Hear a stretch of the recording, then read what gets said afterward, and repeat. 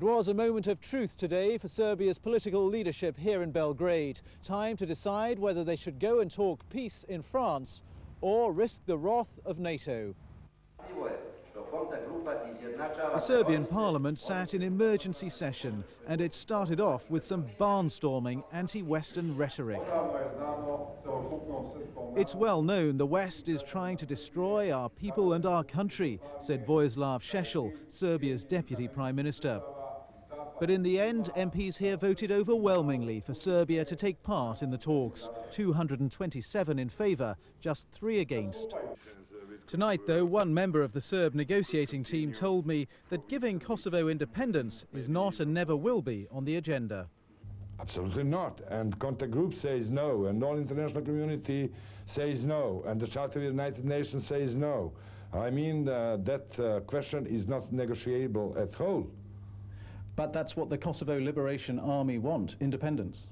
Kosovo Liberation Army, I mean UČK, it is not Liberation Army at all, has rights to demand the moon also as Albanian territory, but that's out of reality. A view shared on the streets of Belgrade, where Serbs are for the talks but against giving Kosovo independence. In a couple of years, an independent Kosovo would simply join Albania, says this woman. And according to this man, everything should be dealt through negotiations rather than guns. Political analysts here believe that ordinary Serbs are weary of the war in Kosovo. I think that political leaders should think about their own people who are the main victims in this conflict. And it's better to negotiate for years than to fight for only one day. And we've seen the disastrous consequences of fightings over there. As for the Yugoslav leader himself, Slobodan Milosevic, he won't be going to the peace talks in person, but there's little doubt he will be pulling the strings from here in Belgrade. So the Serbs are, after all, prepared to go and negotiate in France, but whether they're prepared to compromise once they get there is quite another matter. Ben Brown, BBC News, Belgrade. A meeting in Munich tomorrow of the supervisory board of BMW could have serious implications for the future of Rover. BMW owns Rover, and the majority shareholders are unhappy with its performance. They may be considering closing some factories, among them the Longbridge plant in Birmingham, which employs 14,000 people. Our Europe business correspondent Jonathan Charles is in Munich, where BMW is based. Jonathan, what's likely to happen tomorrow? Well, Mike, this is undoubtedly a crucial meeting for the future of Rover. The family who control the BMW group, the Quant family, are incredibly irritated by what they regard as continuing losses at Rover, losses that appear to have no end. And the man they're blaming for Rover's problems is their own chief executive, BMW's chief executive, Bernd Pischetsrieder. He's going to have to fight very hard tomorrow if he wants to save his job. So what are the implications for factories like Longbridge, Cowley, even Solihull? Well, it depends whether he can save his job or not. If he doesn't, there are a number of other candidates on the horizon. One of them, Wolfgang Reitzler, is a current BMW board member. If he became head of BMW, he's made no secret that he doesn't see much future for Rover. He's only interested in Land Rover and Mini, areas which can make money. So that would be very bad news indeed for Rover if he became chairman, because he would undoubtedly cut jobs. He might even close factories. And a sale of Rover hasn't been ruled out. So are you really saying that Rover's entire future may be in doubt tonight? Yes, it is, and it really does depend on how good a job Bernd Pischetsrieder, the current chairman of BMW, actually does tomorrow. If he can fight his corner, then Rover has a good chance of continuing with his policies. If he can't fight his corner, there'll be other people coming in who really do want to take an axe to Rover. Jonathan Charles, thanks very much. White farmers in Zimbabwe are becoming increasingly angry about plans to strip them of their land and hand it over to the black majority there. Land reform has long been an emotive issue, and Zimbabwe's economic crisis has added to the pressure on the government to help black farmers. The best farming land in Zimbabwe is in the hands of just 4,000 white farmers and is mainly used for growing tobacco, the country's biggest export. Those farms are now being compulsorily purchased. In his second report from Zimbabwe, Jeremy Vine looks at the battle for land that has set black against white. It's rained too much in Zimbabwe this year, and the tobacco that's now being gathered has grown yellow in flooded fields. But that is not what concerns this farmer most. Right, the president's house is just over the river. On one side of Rob Carey's farm is President Mugabe's country home. On another, communal lands farmed by the poor. Stretch from about Sulu right the way down to Chinhoyi. A painful reminder to Mr. Carey because Mr. Mugabe's government has told him his land is going to be taken away and given to black farmers. He is devastated. We can't believe it's going to happen. This is the main thing. We just can't believe it's going to happen. How would he take the farm? How would he take it? Would he bring 2 truckloads of 100 families and drop them off and say, get on with it? Well, we'd sort them out, I suppose. When common sense does... A panicky meeting of local farmers. There are 4,000 commercial farmers in Zimbabwe. Nearly all of them are white and they own nearly all of the best land. Around 900 have now been served with compulsory purchase orders, including some in this room.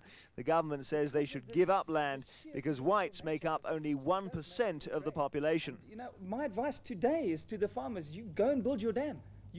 A union official is trying to persuade farmers they shouldn't cancel improvements to their land, but he knows he has a job on his hands. What is, I believe, sad about this issue, we arrive at an unavoidable place of confrontation. It will be farmer on government, which is something that all parties have been trying to avoid up to now. It seems that every time the government and the farmers get anywhere close to a deal or even a compromise, it simply collapses. The white farmers are left looking more and more defensive, and every day the government gets more determined to take their land. Ministers have been told by other countries they can't just seize the farms, so they're saying they will pay the market price for them, and they keep stressing why they're doing it. The historical land division was done with mathematical precision. The moment you get to infertile sandy soil, you have crowded communal area people. We know there's a lot of pressure because the people know their history. We also know there's a lot of hope because the people know what they are capable of. But that doesn't make the present easier for anyone. Rob Carey has cancelled new silos on his farm. This country's economy is already suffering. Robert Mugabe had wanted to help ordinary black Zimbabweans, but while he works out how to make progress, white farmers are in limbo. Jeremy Vine, BBC News, Trelawney, Zimbabwe. One of the murkiest episodes in the history of British intelligence has been at least partially cleared up. In 1924, the Daily Mail published what became known as the Zinoviev letter, supposedly from the Soviet leadership urging British communists to prepare for revolution from within the Labour Party. It caused a storm, and within a week the Labour government had fallen. Conspiracy theories have abounded ever since.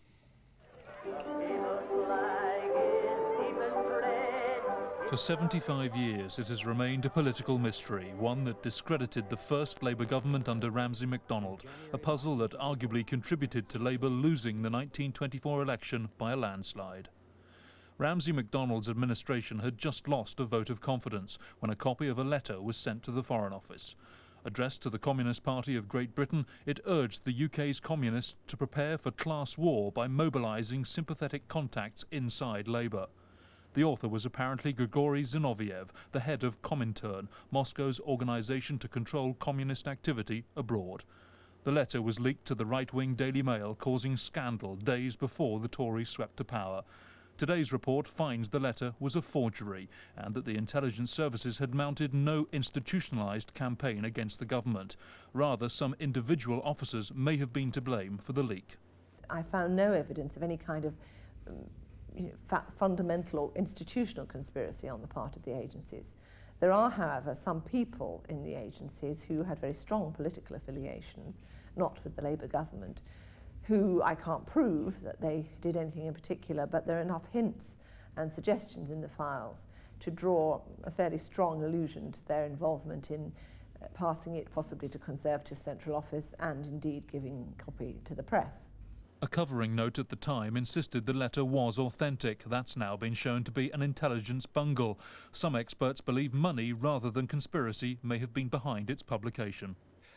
There are no smoking guns. There is, however, I think, a high degree of probability that somebody in the intelligence community, or just conceivably one individual in the Foreign Office who had very severe financial difficulties, leaked the letter to the Daily Mail, perhaps sold the letter to the Daily Mail. We can't prove it, but that looks to have been what happened.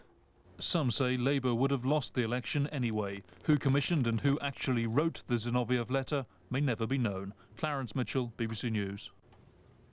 And the main news again.